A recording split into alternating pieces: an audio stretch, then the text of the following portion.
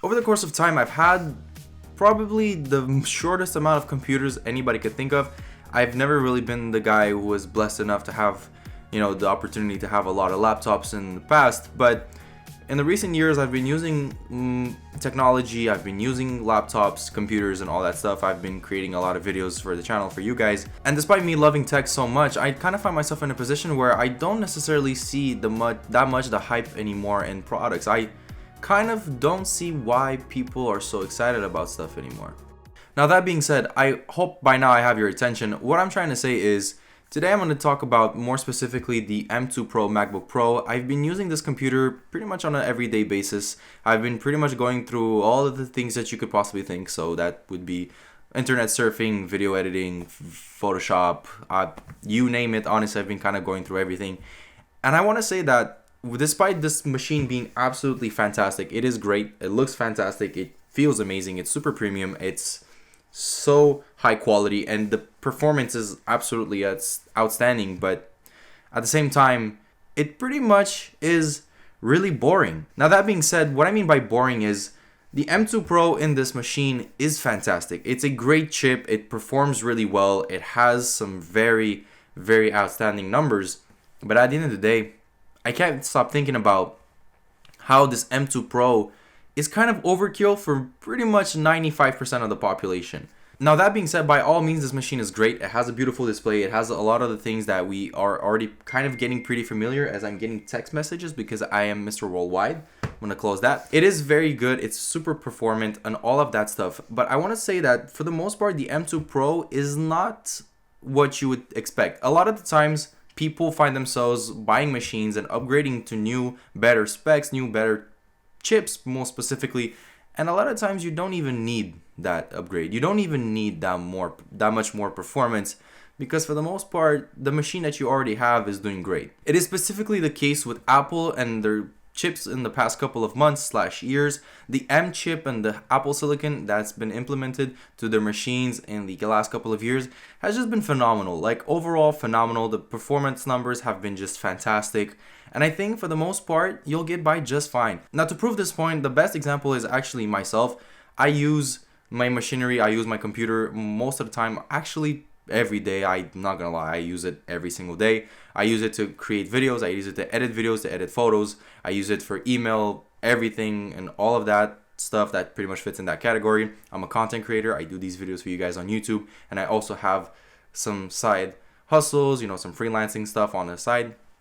That being said, I use my computer on a day-to-day basis, and I have a Mac Mini with an M1 chip and 16 gigs of RAM, and I've had that machine for close to a year now, and never did I ever experience some performance issues, never did I experience a lack in speed in any shape or form. And even till this day, that machine still surprises me at how good it is, at how fast it runs, at how I'm able to run my 4K footage in Premiere Pro, at how I'm able to render 10-minute videos in ProRes in the span of like 12 minutes, which is absolutely fantastic, which saves me an enormous amount of time when it comes to creating content and then displaying it on social media and YouTube and all these platforms. But then again, that raises the question, how can someone like me or even someone like you benefit from a machine like this with such powerful specs and an M2 Pro? Now, the simple answer to that is you don't. You really don't need this. At this time and point, the M chips overall are very, very performant. Now, that spans across the whole line of M chips. Now, naturally, if you're going to be looking at M2 Max, M Max, M Ultra, those chips are very powerful, very, very specific for a very small niche of people. And I really don't think that you're going to need that much power.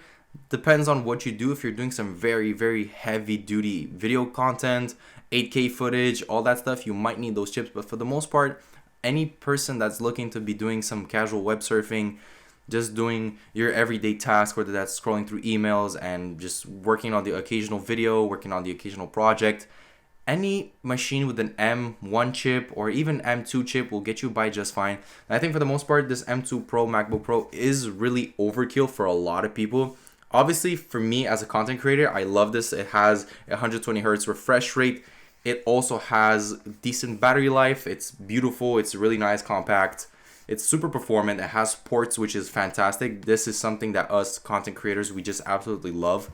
and I could never say that I hate that about the MacBook. But for the most part, even me as a content creator, having this in my hands still feels kind of overkill. I don't need that much stuff. For the most part, I think that just with a regular M2 MacBook Air with slightly upgraded specs would get me by just fine. Now, by all means, I'm not saying don't go ahead and buy the M2 Pro. All I'm saying is I think you should really reevaluate where you stand and what you do with this machine. So if you're going to be using mostly for school, I definitely think that this is an absolute no-go. Do not buy this machine. It is way too expensive and you do not need all that performance. So if you're going to be buying a MacBook just to use it for school, this is definitely not the option for you. Do not go for this model. By all means, you can get it, but I'm just saying that you can save a lot of money by getting a smaller machine or a machine that is less performant that will get the job done just fine. And I don't think that M2 Pro is really the essentials for school. I think the MacBook Airs are definitely more catered for people that are going to school.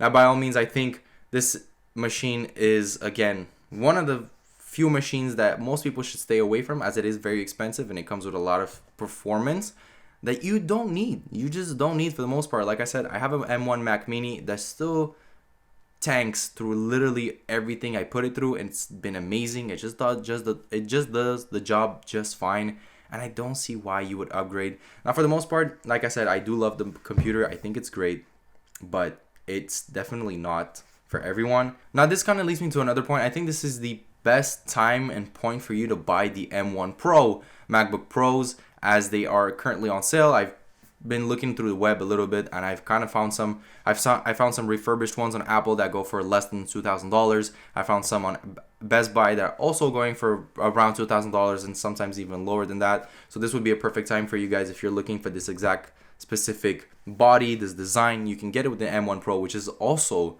still kind of overkill for the most part. You probably would get by just fine with an M2 MacBook Air or even an M1 MacBook Air or just an M2 MacBook Pro with the older design. But if you're really looking for this specific build and this color and all that stuff, you can get the M1 Pro, and I think this would be the best time for you guys to do that. Now, to kind of wrap up on the M2 Pro MacBook Pro, I do think it is fantastic. It's a splendid machine. It works amazing. It's super crisp. But for the most part, guys, you don't need this, as I just think it's so overkill for the most part. And the M2 Pro kind of is boring at this point. I don't see why, I don't really see where you would need the upgrade. A lot of people that have the other machines from Apple with the M chip inside are getting by just fine. So for the most part, the M2 Pro, the M2 Max are kind of really boring. But now, ultimately, making this video, I kind of want to know what you guys think about these M2 Pro chips. This has been my overall raw, honest take on the computer. I definitely do think it's awesome, but I don't think it's for everybody. I want to know, what do you guys think about this machine? First of all, I'm kind of disappointed that they gave us the same exact print on the box. I really wish they would have gave us like a new wallpaper at the very least. And I also got a damaged box, so that's kind of sad, but I mean, it is what it is. Sometimes that happens with exporting the packages and bringing them to your house. It's horrible out here in Canada. There's so much snow and it's just bad outside. But yeah, let me know what you guys think of the M2 Pro MacBook Pro. Do you have it? Are you going to pick it up? If you are, let me know why you picked it up. Let me know what are you going to use this for, and let me know how you're going to benefit from the performance upgrades in this. For the most part, guys, I know that I will not be keeping this machine. I know I'm going to be returning it because I definitely do not need it. My M1 Mac Mini gets me by just fine. That's been it on this video. Let me know what you think. I really want to know what are your guys' thoughts on this machine. That being said, I will catch you on the next video. And as always, guys, I wish you the best of luck in everything you do. And I'll catch you guys on the next one. Deuces.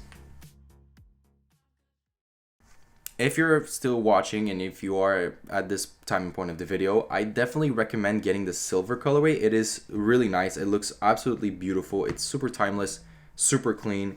But yeah, no, definitely M2 Pro. It's great. It's a beautiful machine. It's awesome. But for $3,000, guys, a base model $3,000, there's just no point for you to buy this machine. It is way too pricey, way too expensive. You do not need that many specs. You just simply don't. Like, honestly, for 90% of the people, the M2 MacBook Air baseline is literally a powerhouse. So this is just completely overkill. But if you are a content creator, if you do video editing, now this becomes really interesting for you. That's about it, man.